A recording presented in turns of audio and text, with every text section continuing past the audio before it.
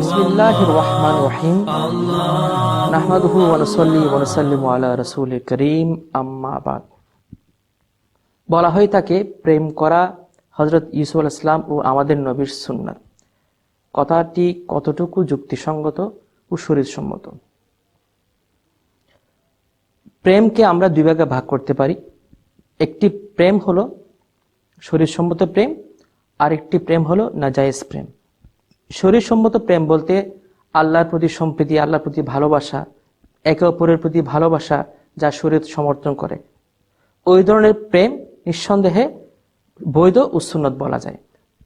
এখন যদি বলা হয় যে হযরত ইউসুফ আলাইহিস সালাম বিবাহের পূর্বে হযরত জুলাইখার সাথে প্রেম করেছিলেন, তাহলে নিঃসন্দেহে বলা যায় এটি একজন নবীর শান ও মান তথা মানহানিকর একটি কথা এবং মিথ্যা অপবাদ।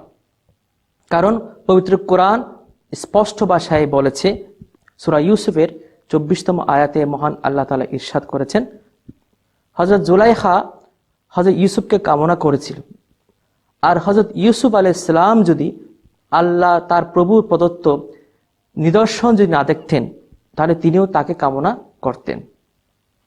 এই আয়াতে স্পষ্টভাবে বলা আছে হযরত ইউসুফ আলাইহিস সালাম কি করেননি? প্রেম করেননি।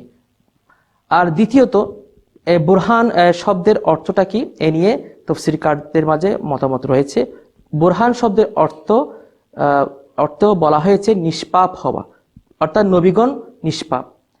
আর প্রেম এটি হলো একটি নাজায়েজ কাজ, এটি একজন নবীর ক্ষেত্রে নবীর জন্য শোভনীয় বলা যায় না।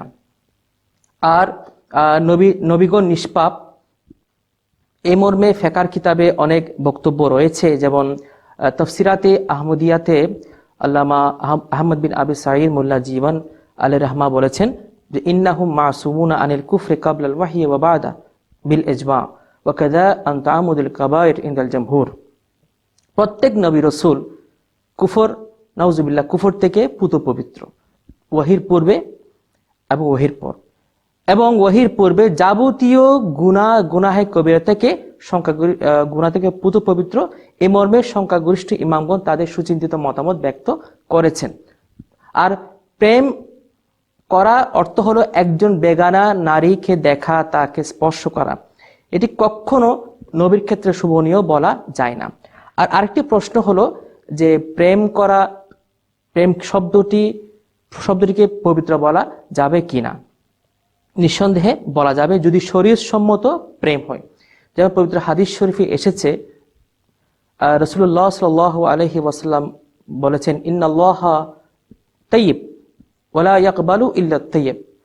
নিঃসন্দেহে আল্লাহ পবিত্র এবং তিনি হালাল উপার্জন থেকে তথা পবিত্র উপার্জন কবুল করে থাকেন। তাহলে উপার্জন যেটি হালাল উপায়ে আসবে সেটাকে আল্লাহ রাসূল পবিত্র বলেছেন। অতএব এই হাদিসের আলোকে বলা যায় যে কোনো শরীয়তসম্মত বস্তুকে আমরা কি বলতে পারবো? পবিত্র বলতে পারবো। আর যদি শরীর অসমর্থিত বিষয় হয়, নিঃসন্দেহে পবিত্র বলা যাবে না, এটা হারাম। ধন্যবাদ সবাইকে।